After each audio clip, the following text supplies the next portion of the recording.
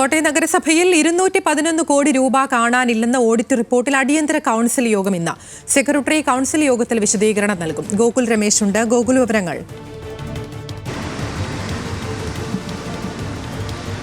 അതിന് നിലവിൽ നഗരസഭയിലെ 211 കോടി രൂപ കാണാനില്ലെന്ന ഓഡിറ്റ് റിപ്പോർട്ട് പുറത്തു വന്നിട്ട് ഏകദേശം ഒരാഴ്ചയ്ക്ക് മുകളിലായി. അതിനെ തുടർന്ന് വലിയ പ്രതിഷേധങ്ങളും കോലാഹലങ്ങളും ഒക്കെ നഗരസഭയിൽ പ്രതിപക്ഷ പാർട്ടികളുടെ ഭാഗത്തു നിന്നും ഉണ്ടായിക്കൊണ്ടിരിക്കുകയായിരുന്നു. എന്തായാലും ഈ വിഷയത്തിൽ ഇന്ന് ഔദ്യോഗികമായിട്ട് കൗൺസിൽ യോഗം ചർച്ച ചെയ്യാനായിട്ട് എടുത്തിരിക്കുകയാണ്. ഈ വിഷയം ഇന്ന് അതിന് വേണ്ടിയിട്ടുള്ള അടിയന്തര കൗൺസിൽ യോഗം നഗരസഭ വിളിച്ചു ചേർത്തിരിക്കുകയാണ്. ഇന്ന് ഉച്ചയ്ക്ക് ശേഷം 2:30 കൗൺസിൽ യോഗം ആരംഭിക്കുന്നുണ്ടാവുക. തീർച്ചയായിട്ടും അത് വലിയൊരു ബഹളത്തിനിടയാക്കും ഈ കൗൺസിൽ യോഗം എന്നുള്ള കാര്യത്തിൽ യാതൊരു സംശയവുമില്ല. കാരണം വലിയൊരു സാമ്പത്തിക ക്രമക്കേട് ആരോപണമാണ് ഉയർന്നു വന്നിരിക്കുന്നത്. അതുകൊണ്ട് തന്നെ ആ ആരോപണങ്ങൾക്കൊക്കെ കൃത്യമായിട്ട് ഭരണസമിതി മറുപടി പറയേണ്ടതായിട്ടുണ്ട്. പ്രത്യേകിച്ച് പ്രതിപക്ഷ അംഗങ്ങൾ അല്ലെങ്കിൽ അതൊരു വലിയ വിഷയമാക്കി മാറ്റിക്കൊണ്ടുള്ള പ്രതിഷേധങ്ങളൊക്കെ കഴിഞ്ഞ ദിവസങ്ങളിൽ ഇവിടെയായിട്ട് നടത്തിയിട്ടുണ്ടായിരുന്നു. എന്തായാലും അന്ന് കഴിഞ്ഞ ദിവസം ഇത്തരത്തിൽ ആരോപണം ഉയർന്നു വന്ന സാഹചര്യത്തിൽ നഗരസഭയുടെ ഇന്റേണൽ വിജിലൻസ് കമ്മിറ്റി അതിൽ അന്വേഷണം നടത്തി റിപ്പോർട്ട് സമർപ്പിക്കുമെന്ന് ഭരണസമിതി അറിയിച്ചിട്ടുണ്ടായിരുന്നു. അതിൻ്റെ അടിസ്ഥാനത്തിൽ ഇന്റേണൽ വിജിലൻസ് സമിതിയുടെ അന്വേഷണം പൂർത്തിയാക്കി അവർ റിപ്പോർട്ട് നഗരസഭാ സെക്രട്ടറിക്ക് കൈമാറിയിട്ടുണ്ട്.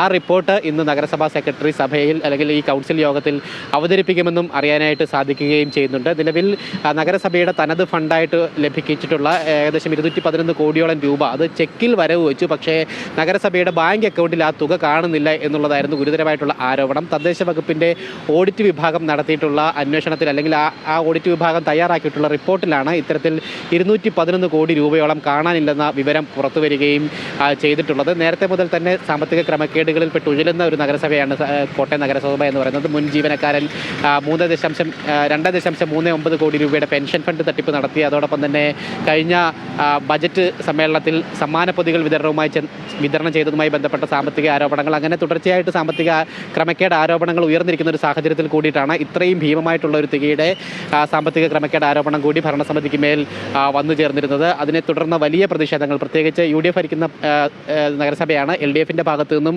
ഒപ്പം BJPയുടെ ഭാഗത്തു നിന്നുമൊക്കെ തുടർ പ്രതിഷേധങ്ങളായിരുന്നു കഴിഞ്ഞ ദിവസങ്ങളിൽ നഗരസഭയിലേക്ക് ഉണ്ടായിക്കൊണ്ടിരുന്നത്. അതോടൊപ്പം തന്നെ ഇത്രയും കോടി രൂപ ആയതുകൊണ്ട് തന്നെ 211 കോടി രൂപയാണ്. അതുകൊണ്ട് തന്നെ ഈ വിഷയത്തിൽ എൻഫോഴ്സ്മെൻറ്റ് ഡയറക്ടറേറ്റിൻ്റെ അടക്കം അന്വേഷണം ആവശ്യപ്പെട്ടുകൊണ്ട് തന്നെയാണ് പ്രതിപക്ഷ കക്ഷികൾ പ്രതിഷേധം നടത്തിയിരുന്നത്. നിലവിൽ എൻഫോഴ്സ്മെൻറ്റ് ഡയറക്ടറേറ്റിൽ പരാതി നൽകുന്നതുമായി ബന്ധപ്പെട്ട നടപടികൾ ആരംഭിച്ചിട്ടുള്ളതായിട്ട് കഴിഞ്ഞ ദിവസം BJP ജില്ലാ അധ്യക്ഷനും വ്യക്തത നൽകുകയും ചെയ്തിട്ടുണ്ടായിരുന്നു. അത്തരത്തിൽ വലിയൊരു വിഷയമായിട്ട് ഈ വിഷയം കോട്ടയം നഗരസഭയിൽ മാറിക്കൊണ്ടിരിക്കുകയാണ്. എന്തായാലും ഇന്ന് ആ വിഷയത്തിൽ ഏത് വിധത്തിലായിരിക്കും സഭയിൽ 2 അല്ലെങ്കിൽ 3 മുന്നണികളുടെയും എന്നുള്ളതാണ് നോക്കിക്കാണേണ്ടത്. നിലവിൽ ഈ സാമ്പത്തിക ആരോപണം ഉയർന്നു വന്നതിന് ശേഷം ഇതുമായി ബന്ധപ്പെട്ട കൂടുതൽ പ്രതികരണങ്ങൾ നടത്താൻ നഗരസഭാ അധ്യക്ഷയോ അല്ലെങ്കിൽ നഗരസഭ ഭരിക്കുന്ന UDFോ ഇതുവരെ തയ്യാറായിട്ടില്ലായിരുന്നു. തദ്ദേശ വകുപ്പിൻ്റെ അന്വേഷണം പൂർത്തിയാകട്ടെ, അതിനുശേഷം മാത്രം മറുപടി പറയാമെന്നുള്ളതായിരുന്നു നിലവിൽ ഭരണസമിതിയുടെ ഈ വിഷയത്തിൽ നിലപാട്. എന്തായാലും ഇന്ന് ആ വിഷയത്തിൽ ഇന്റേണൽ കമ്മിറ്റിയുടെ അന്വേഷണം പൂർത്തിയായ സാഹചര്യത്തിൽ ആ റിപ്പോർട്ട് നഗരസഭാ സെക്രട്ടറി വായിക്കുന്ന ഒരു സാഹചര്യത്തിൽ അതുമായി ബന്ധപ്പെട്ട മറുപടി ഏത് വിധത്തിലായിരിക്കും ഉണ്ടാവുക.